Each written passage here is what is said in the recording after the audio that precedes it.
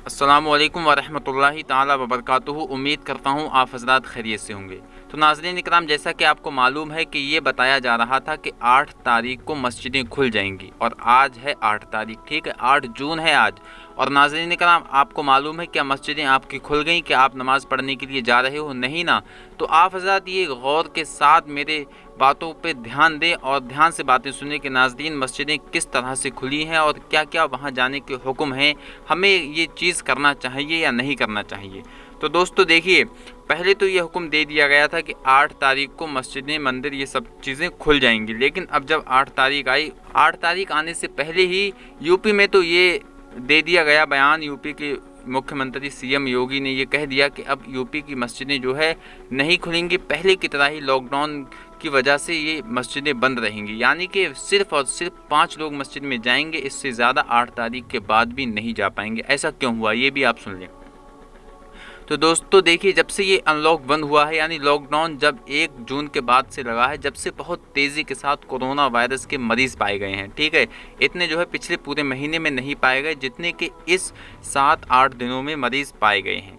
और दूसरी बात नाज़रीन इकराम, यहाँ पर मस्जिद खोली गई है लेकिन उसके लिए कुछ नियम बनाए गए हैं। उन नियमों को आप सुन लें, ठीक है। सबसे पहली बात, मस्जिद में 5 आदमी जाएंगे और 5 जब वो नमाज़ पढ़ लेंगे फिर 5 बाहर हो जाएंगे, फिर दूसरी बार 5 जाएंगे, फिर 5 बाहर हो जाएंगे। इस तरह से जो है उन लोगों ने कहा है, ठीक है, यहाँ की सरकार ने कहा है कि इस तरह से आप मस्जिद में जा सकते हो। लेकिन नाज़रीन इकराम, ये क्या सही है या गलत है, इस तरह से नमाज होगी या नहीं होगी, वो भी आप हज़रात सुन ले, आगे मैं बताऊंगा। और दूसरा नियम ये बताया है कि आपको सैनिटाइज़र लगाकर हाथों में मस्जिद में जाना है, ठीक। और तीसरी चीज़ कि आपको मास्क लगाकर नमाज़ पढ़ना है। चौथी चीज़ कि आपको दूर दूर खड़े होकर मस्जिद में नमाज़ पढ़ना है। सिर्फ 5 लोग होंगे, वो भी दूर दूर 2-3 मीटर की दूरी पर, ठीक है नाज़रीन। ये चीज़ें हो गई। और 5वीं चीज़ ये है कि आपको जो है अपने घर से ही मुसल्ला लेकर जाना है, उस पर नमाज़ पढ़ना है, ठीक है। ये चीज़ें हो गई। अब नाज़रीन मैं आपको बता दूं, ठीक है, बरेली शरीफ से जो फतवा आया है, बरेली शरीफ से जो खबर आई है, उस खबर में आप स्क्रीन पर भी देख रहे हैं, इसमें साफ साफ लिखा हुआ है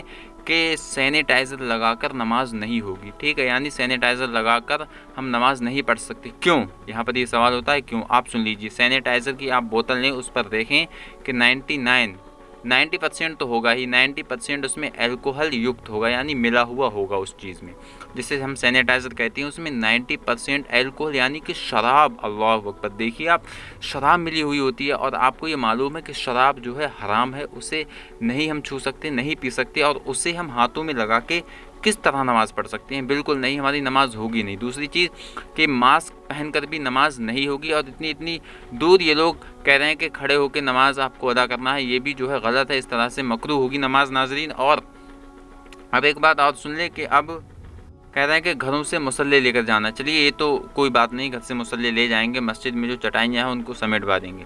लेकिन नाज़रीन इकराम, 8 तारीख के बाद इन लोगों ने कहा था, यहाँ की सरकार ने कहा था कि हम मस्जिदों को खोल देंगे।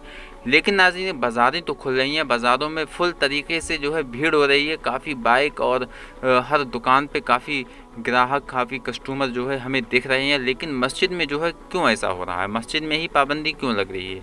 आप हज़रात जो है कमेंट में अपनी राय ज़रूर दें कि ऐसा क्यों हो रहा है, सिर्फ़ और सिर्फ मस्जिद में ही पाबंदियाँ क्यों लगाई जा रही हैं और किसी जगह मार्केट है, ये सब है। बल्कि मस्जिद तो देखिए एक साफ़ सुथरी और पाक जगह है, ठीक, वहाँ पर तो कीटाणु का ये संक्रमण होना बहुत ही मुहाल है, बिल्कुल मुहाल है, यहाँ तो हो ही नहीं सकता, ठीक है।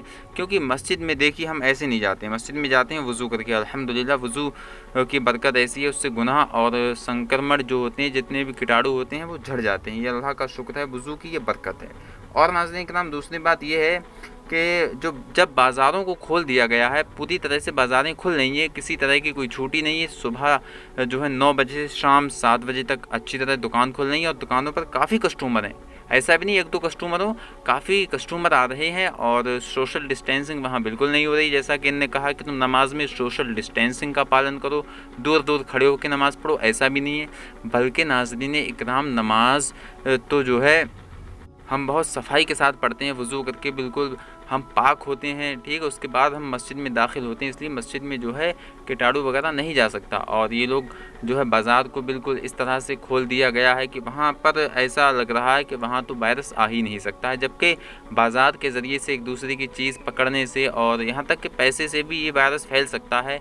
और तो नाज़रीन कराम आपकी राय क्या है, आप हमें कमेंट बॉक्स में ज़रूर बताएं। और नाज़रीन कराम एक बहुत ही ज़रूरी खबर, ये सूचना आ रही है दिल्ली से। दिल्ली में क्या हुआ है, वहाँ पर जो है भूकंप आ रहे हैं। इस महीने में दर्जनों भूकंप आ गए हैं वहाँ पे, ठीक है। और भूकंप काफ़ी तेज़ी के भूकंप आ रहे हैं वहाँ पर, और लोग जो है घबरा रहे हैं, घरों से बाहर निकल रहे हैं।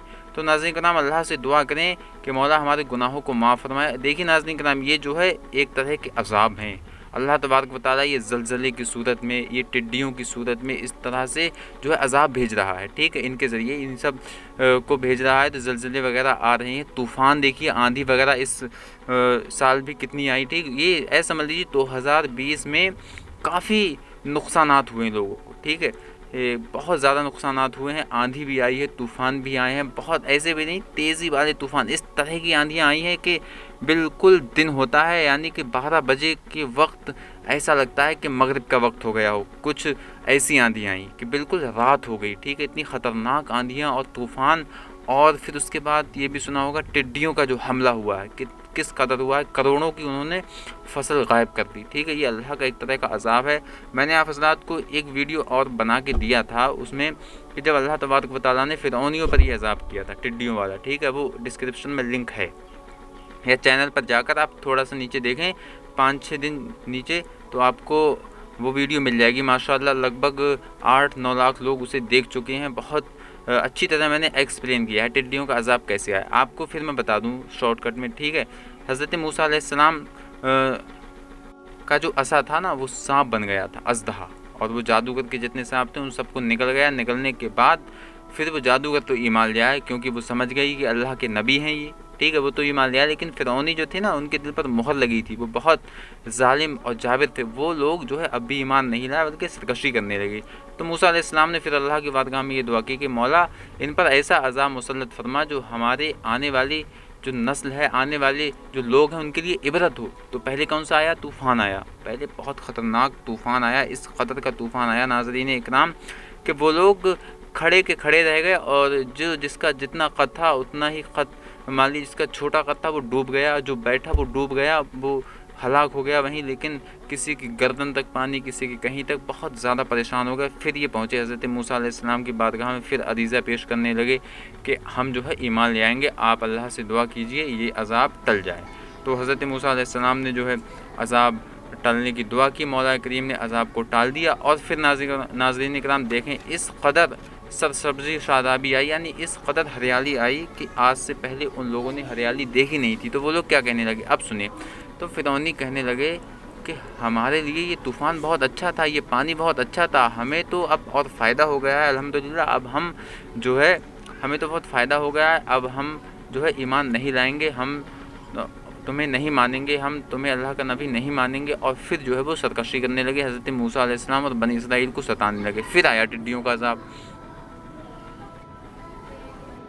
और जब टिड्डियों का अज़ाब आया है नाज़रीन, फिर तो इनकी जितनी भी फसलें थीं, जितने जो फल थे, जितने भी इनके बागात थे, उन सबको वो 1 मिनट के अंदर चट कर गए। सारे के सारे जितने भी टिड्डी आई थी, वो सब इनके फल, इनके माल, जितना भी इनका जो है खेती बाड़ी थी, सबको चट कर दिया। बिल्कुल ये परेशान हो, यहाँ तक कि इनके कपड़ों में घुस गए, इनके घरों में घुस गए, इनके मुँह में घुसे जा रहे वो टिड्डियाँ जो थी।